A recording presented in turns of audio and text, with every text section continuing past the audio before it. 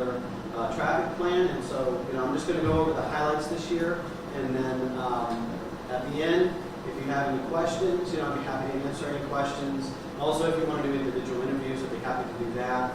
And then also we have Danielle over here, and to my left, to your right.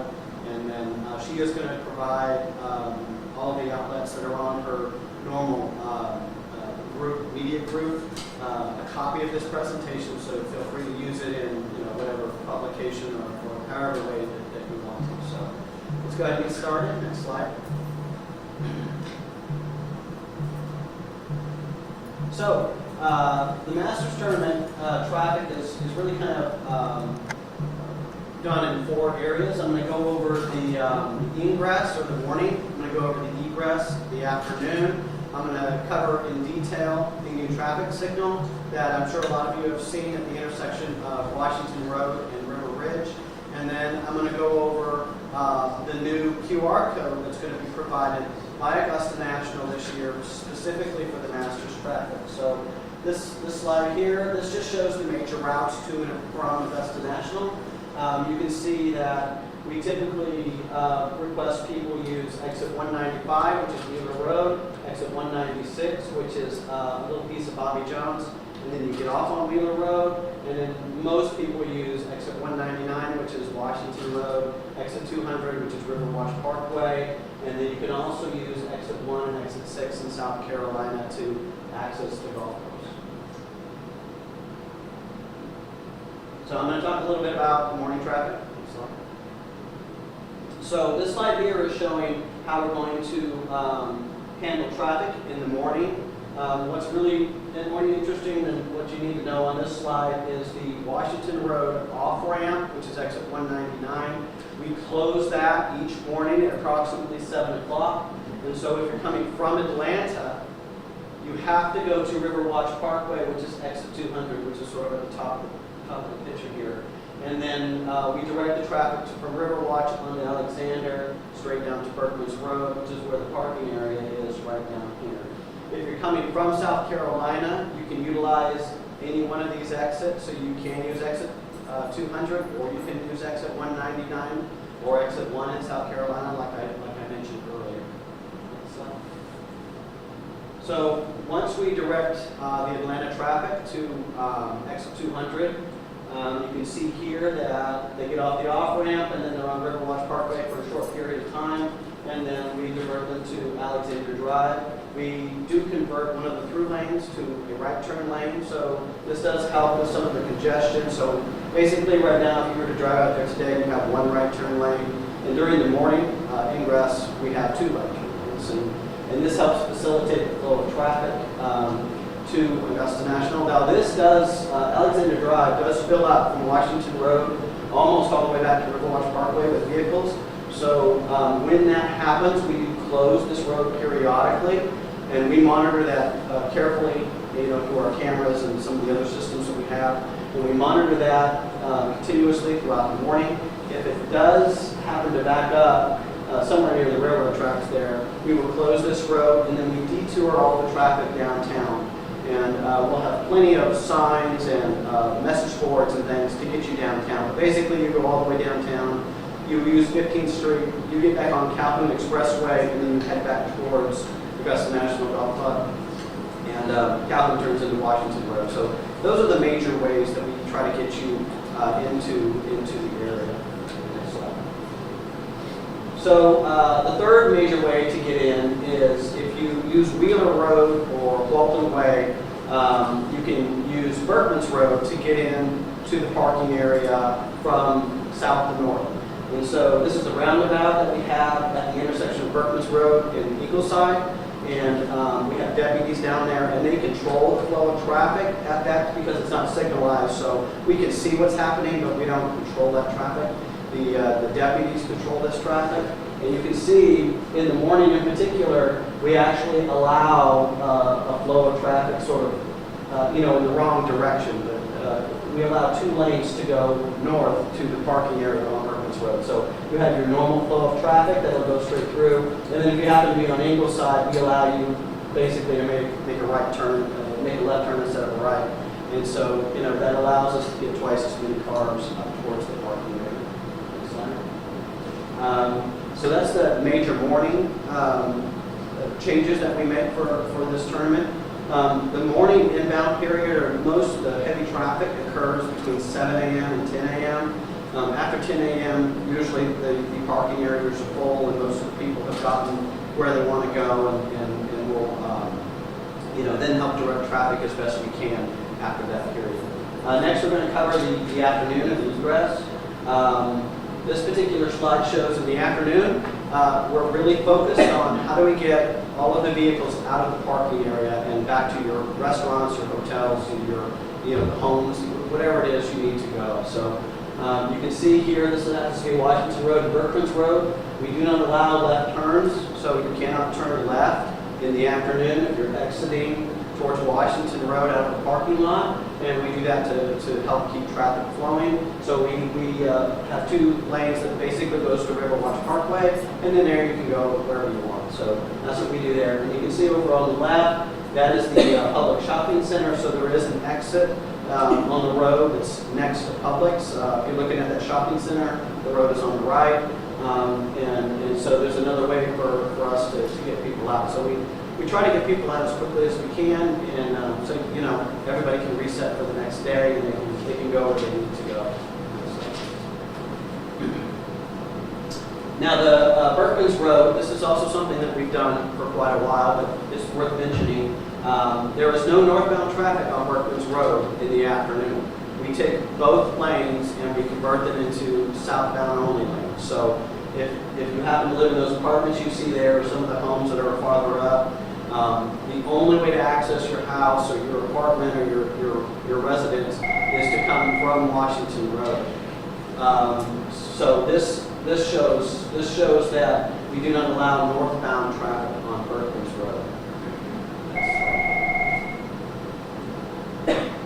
So this is new this year, and we definitely wanted to emphasize this.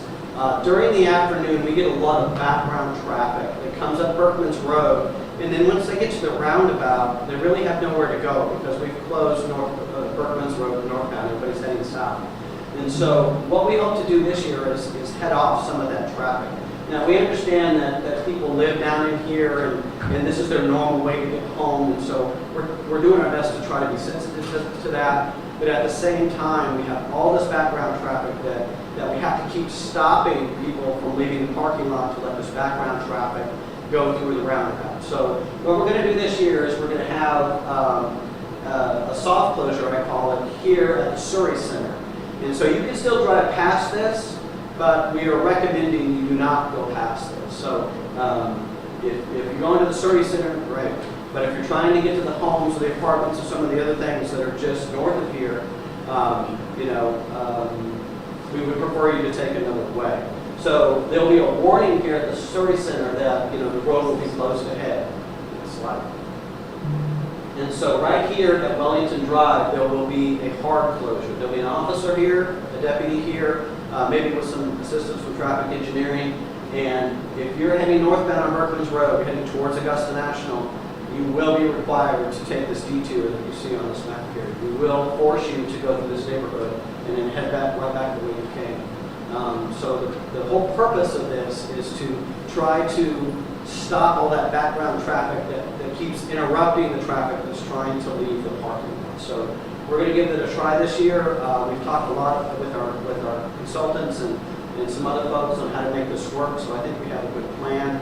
But this will be in effect this year during the Masters. It will probably be in effect the last day of the Augusta National Women's Amateur Tournament also. So starting Saturday, I believe it's the 6th, that's when you're going to see this. So this is important to know this year, especially if you live in this area, you need to come from Washington Road towards your home.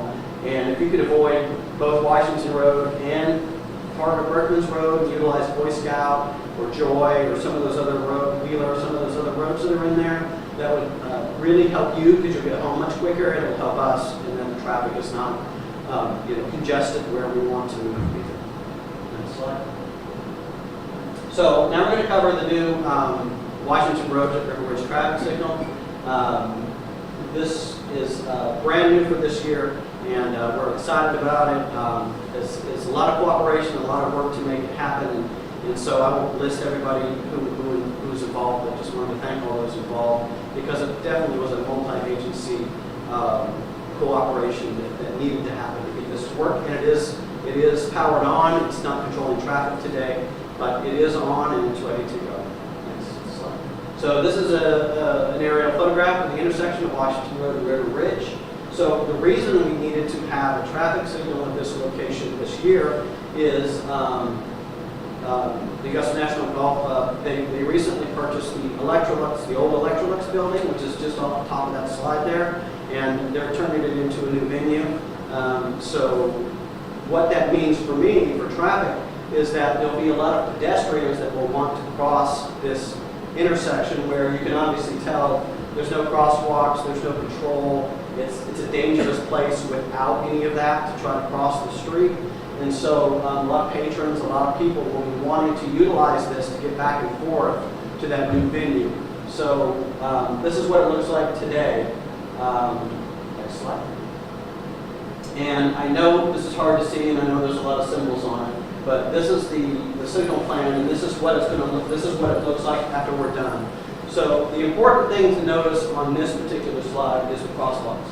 Number one, there'll be a crosswalk painted across River Ridge next to the Baptist Church and next to the Exxon station. So you'll be able to cross River Ridge with a control, with a traffic signal will help you walk and all that on this side of River Ridge. And then the other one is you will only be able to cross Washington Road on the west side, or it's on the left side of this slide.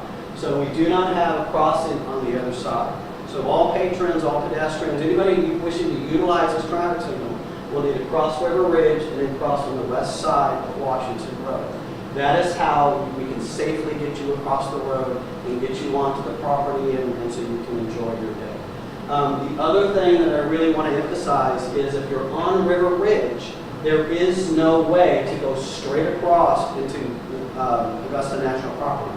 That will not be allowed, and there will be deputies at this intersection to enforce this. So if in the morning in particular, if somebody wants to bypass the queue and they think they're just going to kind of be cute and they're going to go on River Ridge and then turn around and come back and bypass the queue, that will not be allowed.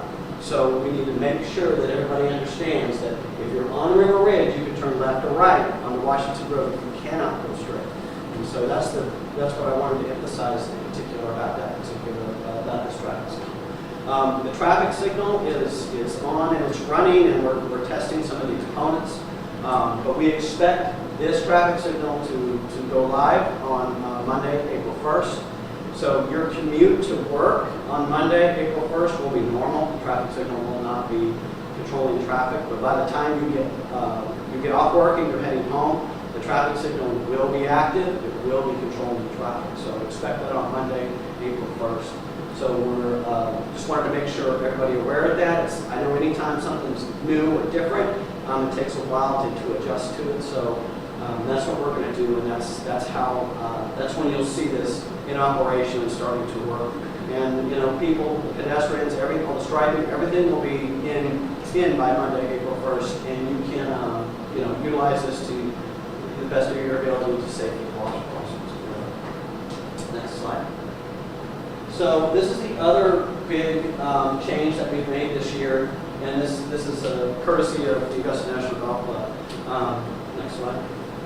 So every year, my mantra has been for almost the entire time I've been here, don't use your phone, turn off your phone, don't use navigation apps, just follow the signs. I've been saying that for years. I'm sure all of you have heard me say that multiple times. Well, this year we're completely changing that message, and the message now is turn on your phone and use your navigation app. And so how this is going to work is there's a QR code right here down here in the bottom. And if you scan that QR code, it's going to help you get to the parking area around Augusta National. Next slide. So if you scan the QR code on your phone, you get a screen that looks like this. And so you get your choice of 3 navigation apps, Apple Maps, Google Maps, and Waze. And you just pick the one that you like the best. I happen, for this example, I picked Google Maps. And what it does is it gives you a a point at the center of the parking lot. And this allows the navigation app to try to get you to the correct place. The other thing that's really important to know with all of this is we will have a consultant in here in this traffic center with us during the Masters, and he has the ability to send the changes that we make to the traffic and we make to the roads in real time to these companies that run these navigation apps. So, like I mentioned earlier, if we close Alexander in the morning because the queue has backed up almost all the way to the train tracks and we divert traffic downtown, within a minute or two, with this new software that we've enabled this year, your navigation app should pick that up and it should direct you correctly to the parking area. In the past, what's happened is we've closed Alexander and all your navigation app wants to do is tell you to make a U-turn. Make a U-turn and go back, make a U-turn and go back. And so this year, it should not do that. It should actually take you on the correct path to get you to route you around to the parking area. So we're excited about that this year. I think it will really help with some of the confusion we've had in the past. And so this is the first time it's been employed, so we'll do our best to make sure it works great. But like I said, we have a consultant, we have somebody that has access to these companies, and he'll make these changes in real time. So as we open and close lanes and we open and close roads, it should occur almost in real time where your navigation app should update and you can then follow the correct route to the parking area. So we're excited about that. So we're definitely going to do that this year. Next slide. So those are the big changes for this year. I think in conclusion, really what the message should be is Masters traffic will work a lot like it has been in the past. The closure of the Washington Road off-ramp and the one-way Berkman's, all of that is the same. None of that will be any different. But there's a few major differences this year. The big one is the navigation app. We definitely want as many people as we can to try to utilize that. We will still have all the message boards all around the area, so you can follow the signs, and the correct message will be on the sign at the correct time. And so if you don't want to use your phone, feel free to follow the signs that's right there. If you want to supplement that or you want to utilize the navigation app on your phone, which is what almost everybody does nowadays, feel free to do that as long as you use the navigation app that's been provided by Augusta National. And then the closure of Berkman's Road a little farther south than we normally do is the other thing we really wanted to emphasize. Then, of course, the traffic signal, which anything new that's major like that will have an effect on traffic for a few days. The last thing I wanted to emphasize is a lot of the stuff that you're going to see, like I mentioned earlier, will be in effect on Monday, April 1st. So you're going to see the lane shift on Riverwatch on Monday. You're going to see some repainting of some lanes on Monday. The traffic signal will be active on Monday, April 1st. So that's the day that everything's going to change. So like I said earlier, your drive to work should be pretty normal. Your drive home will not be. And so just get ready for that and prepare for that. And a lot of people may ask, well, why are you going to do it a week early? Because the Masters doesn't start until the following Monday. Well, there's a lot of reasons, but the main one is a lot of traffic starts to come in on Tuesday and Wednesday, a lot more than you would think. A lot of patrons start to arrive at their homes or their hotel rooms. We have, the big network trucks, TV trucks, and all that stuff start to come in. The staff that is working the Masters will be trained at the end of that week, and they're driving all over the place. So we want to just get everybody used to the traffic and the change in traffic patterns about a week before. So by the time the Masters actually gets here on that weekend and early the next week, there's no surprises, and everybody kind of understands what they should be doing. So that's all I have. So if you have any questions, I'd be happy to answer them. John, can you speak to the time frame of the traffic light at River Ridge? Because I don't know people think it's permanent. Yes. So quick, John, before you answer that, could you just step up to these mics here so we can catch it clearly? So the traffic signal on River Ridge is a temporary traffic signal. What that means is it will only be in operation for about 3 weeks as it controls traffic.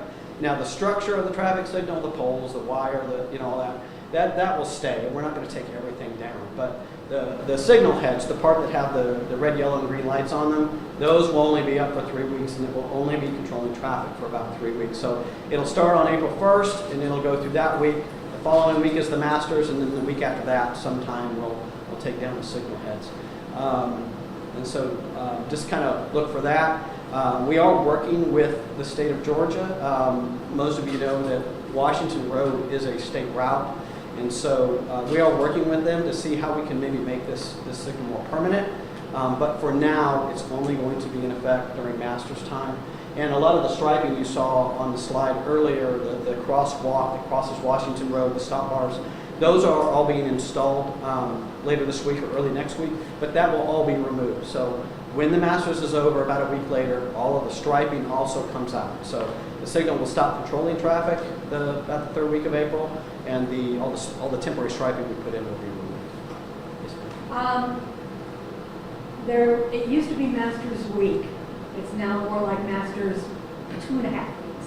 How much impact do the patrons for Drive Chip Putt and Anwar have on making the plan work? So that's a great question. The last day of the Augusta National Women's Amateur Tournament, we treat it just like any other Masters Day. I don't really know how many patrons are there that day, but we've been told to expect a lot. So we treat it like any other Masters Day. And then the Drive, Chip, and Putt, we have a condensed version of this in place for the Drive, Chip, and Putt. There are a lower volume of patrons that day, and again, I can't give you any numbers or anything, but there's a lower volume of patrons that day. So it's we employ some of this, but not all of it. Quick follow-up. You mentioned GDOT, Washington Road State Highway. Should we anticipate seeing more CHAMP units available in the area? Yeah, both the Champ and the what's the other one? Hero. Both Champ and Hero will be here that week. They bring them in from the Atlanta area, and they're at our disposal. As a matter of fact, in this room, we have 2 representatives from GDOT, and they're in here with us. So during a normal Masters Day, there's probably about 8 to 10 people in this room. We all have various functions, and we all are in control of a different part of this, but we all cooperate really well together. It definitely is a multi-agency, a multi-person task to make this happen. And so, yeah, GDOT is actually in the room, and one of the main reasons they're in this room is, number one, because we close off-ramps on the freeway, and that's a big deal. And then the other one is they're in direct contact with both the Heroes and the Champions. Nobody else has one? I'll jump in. Okay, go ahead. Seth. Sorry. Other than obviously the media getting information out about the QR code, have patrons who receive tickets been given more information about this? How has that been conveyed? From what I've been told, that if you received your ticket packet in the mail or however you receive it, there was an insert in there that had the QR code. So all of the patrons that have tickets, regardless of the event, should have gotten that. And then also at the end of this today, Danielle's going to send out this presentation to all of the media outlets. So I would highly encourage you all to put it on your website. Out of all the slides I showed you, that is probably the most important one. We definitely want people to use it, and I showed 2 screens on the phone, but I've actually used it, and it works great. So hopefully it helps with some of the confusion we've had in the past, especially when we close Alexander in the morning or Berkman's in the afternoon. People get a little confused about where do I go, how do I get around it. So this should really help with that, and so we're encouraging everybody to use it as much as they can. So with this being the first year that you're implementing this new QR code system, is there a way that you're able to track how many people use it, looking at assessing how useful it was after the tournament for future tournaments? I do believe I mentioned that we're going to have a consultant in here, and he's interacting with these navigation apps in real time. I do believe there is some data that he can extract from that, and we'll be able to utilize that every summer after the tournament. We have a sort of a wrap-up meeting, and we get a lot of this data in there, and we can talk about, okay, well, what worked great, what could we improve for next year, what new things should we have for next year. So yes, there is some data analytics in there that they should be able to utilize. Hey John, so this is definitely huge and pivotal for District 7, as this is where the majority of the patron traffic will be taking place when all things are set in for April. But I'm also curious about if there's any District 1 management for the downtown area. I know it's just off to the side in comparison when you look at the grand scheme of things, but we've got, you know, some traffic maintenance, some construction, kind of taking up parts of Green Street and downtown. Is there going to be any sort of halting to that or management of that? Because I imagine patrons will want to come downtown, and that might influx the traffic coming off Calhoun going into Washington Road. Yeah, that's a great question. I'm glad you brought that up. So we will suspend all construction downtown starting next week through the middle of the week following the tournament. So about 2.5 weeks there'll be no construction.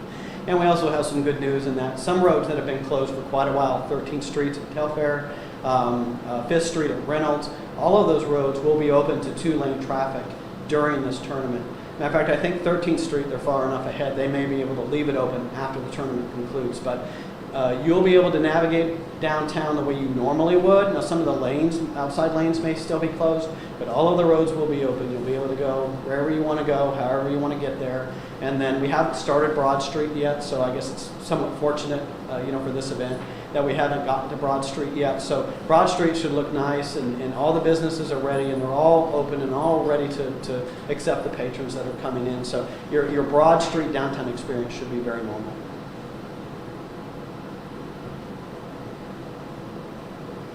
Okay, well, thank you all for coming. Appreciate it. I think we're going to try to make this an annual thing, and we'll do it a little earlier next year. I know you all started calling me about a week ago, so we'll probably move up the timetable a bit. But thank you so much for coming. Danielle will send out that email. If you have any questions, you can contact her or me, and we'd be happy to try to answer for you. Have a good afternoon. Thank you, everybody. Thank you. Okay, folks, there you have it. John Usry with Augusta Traffic and Engineering, talking about what Masters traffic is going to look like. My biggest takeaway from that is they're going to have a traffic signal up on Washington Road. That's going to be a temporary signal. It's only going to be up for a few weeks. They'll leave the pole up and everything year-round, but it'll only be operating for the week before Masters, which is going to be the women's amateur. Then they're going to do Masters week, and then the week after as well, as everybody's heading out of town post Masters tournament. So that's going to be happening. I guess women's amateurs next week, so that'll be going up then. And then normally he says don't check your phone, don't check Google Maps, don't check any of that. Just follow the signs on the road. This year, changing it up, there is an app you can download to help you out navigate some traffic through there. So he recommends downloading that and have it ready so that you know exactly where you're going. So that's just a couple takeaways I had from it. But we'll go ahead and wrap up quickly. We've got First Alert Weather Extra coming up in just a couple minutes, but just wanted to bring you a quick update here.